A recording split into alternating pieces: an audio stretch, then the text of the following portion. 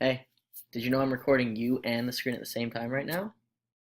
No way. Yeah, look, you're right there on the screen, right down here, Oh yeah. and you see my mouse, so I'm everywhere, right? And there's a recording thing right there at the bottom, so I can record everything. That is so cool. And you can hear the obnoxious dogs in the background. What is this called? This is called Screencast. Whoa. Yeah, it's an app that I downloaded and I can use it.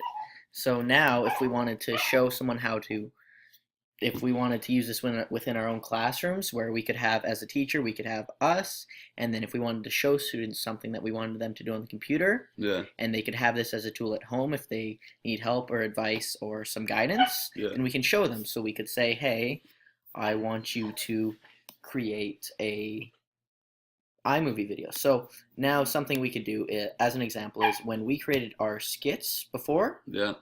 in previous videos, we did it through iMovie, right?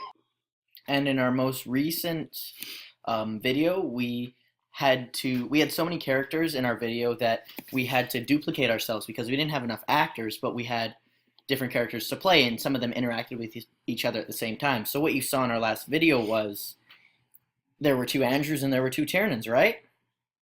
Yeah. Now, how did we do that? Someone might ask, and there are lots of videos online to show that. But if we were to show as an example in our own classrooms how we might want students to do this, or show them how to do this so that they could do this on their own when creating possibly their own video within the classroom for a project, we would begin by first you would have to have a clip, and you would need the focus is that you need a still background. So right here we have a background, camera's not moving at all, and we can see Andrew interacting here. And now, so we have the same background. Now what we want here is if we want another character, we need the other character to be somewhere else within that background, but is not in the same place, so they're not sitting in the same place. So we have Andrew right here as well. And now we can make it so that they look like they're both there, both interacting with each other. And in this case, we did it in a comedic turn of events where Andrew's ignoring the other Andrew. So now, how that would look is we would start by taking the clip that we want. So, probably, let's see. Oh, really? Yeah. So should you take a long clip or should it be a short clip? Oh, hey man, how's it going? It can be as short or as long as you want, really. Yeah. It depends on what the content is and what the context is. There's no limit to how long you make it. So here we see that he transitioned to the different characters. So from here we can cut it off, and we'll take that clip and put it in here. Okay. So then we have our first clip of him on the one side, and then if we want to add him on the other side, where he's interacting, and we can have them there for a while. The dogs, we don't necessarily want them in the image when they were getting a little crazy. So now we're here, right? Now if we have that, and we can put it on top at the very beginning maybe. Okay. And then we do green screen. Yeah. So now it looks a bit goofy at this point, right? So what we want is we want to crop out half of it so it looks like that they're both there, but in a different setting. Oops. So yeah, as you can see, they both have the same background. Oops. So it looks like it got a bit closer together than it was supposed to. So from here, so now we have Andrew here on this side of the screen, while the other Andrew's right here, and then you can see it cuts off his arm a bit, but you still have two Andrews. And as you can see, the lighting's different. That's because of the shadowing that can happen. And now if we split it here, take that out, we have two Andrews, and they're interacting with each other. And let's see how the chaos works, or doesn't. Oh, man. Hey, man, how's it going? Are you doing good? I'm Andrew, by the way. Sorry, I should have introduced myself. Andrew, is it? Are you there? Oh, you're gonna watch March Madness? I heard you guys are talking about March Madness. Is it Wednesday? I'm a huge Wednesday, right? Fan, man. Who do you want to win? Oh, really? Guys? Hockey. And as you can see, it's a bit chaotic just because the conversation isn't that flowing, because it's hard to interact with yourself and remember what you're saying and have cues that way. But that's an example of how you can have two people there at the same place and the same time playing two different characters. And then this is an example of how we might show students. So we showed them you take the clip you want. You have to have the same screen background, still camera, and then 2 different areas. And then you take one clip into iMovie, put it down, and then you take the other clip, you drag it on top, and you have to make sure that in your preferences, when we go to show advanced tools, when we have it, by showing advanced tools, you show things like green screen. So then when you drag it onto it, you get the option of green screen, and then you place it there, and then you go from there and you go to cropped or full, and you want cropped, so you can crop out half the video so you get both Andrews, and then you do that, and done, and there you go. Now we have 2 Andrews interacting in chaos. Awesome. And that's one way we could show students how to create something like this with a flip screen, with a flipped classroom environment in which students could use this at home and take their work home and have a lecture or how to do an activity at home, so they could do it on their own and through the use of technology. Right. And actually, there are some positives. Now, what are some of the positives and negatives to flipping your classroom? So let's close this. So some of the positives for flipping your classroom. Well, of course, when you are creating this, you need to make sure that you produce students with materials that allows them to engage the same way that they could in the classroom. So a great way to be have them with this flip screen is you allow them to follow you as you go through the steps. So you could have them, say you want them to work on their math, right? So you could have them come up, or you could leave them a link too, so they could get a blank page. You could have them work on simple math. So say you're doing addition. So say you want the students to be like 8 plus 9, right? So you would write out the question 8 plus 9 on this blank screen. And we would make the font a bit bigger, right? Yeah. So they can see that, right? And then you would go through with the students. Be like, okay, so you have 8 and you have a 9. So we have 8, we have 9. Okay. So let's think about it. How far away are you to 10 in both of these numbers? So should we write out all the numbers then?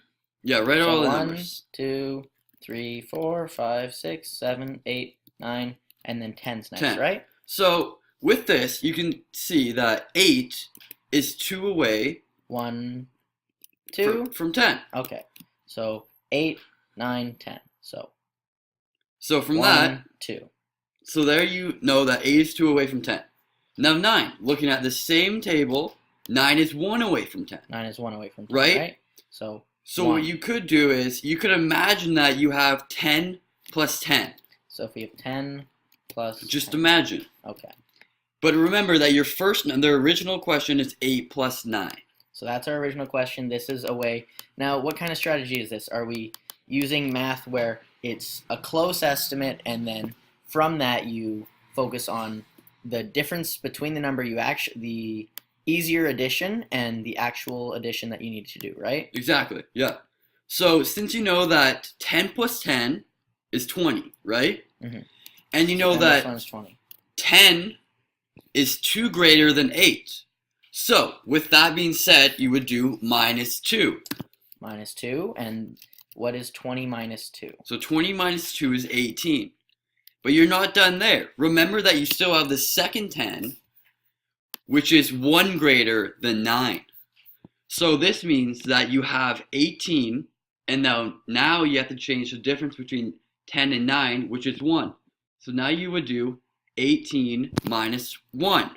Minus 1. Which equals 17. 17, okay. Which is the correct answer for 8 plus 9. Wow. So it's a very easy way to show students step by step. Other things to do is to make sure that students who don't have access to internet is still able to get these resources and information that the teacher provided for them. So some options for that means that the student could go either on their lunchtime, but that's not preferred. So we would prefer to have the students come after school. And what the teacher would do then would be to perhaps give them a handout or a booklet. Okay.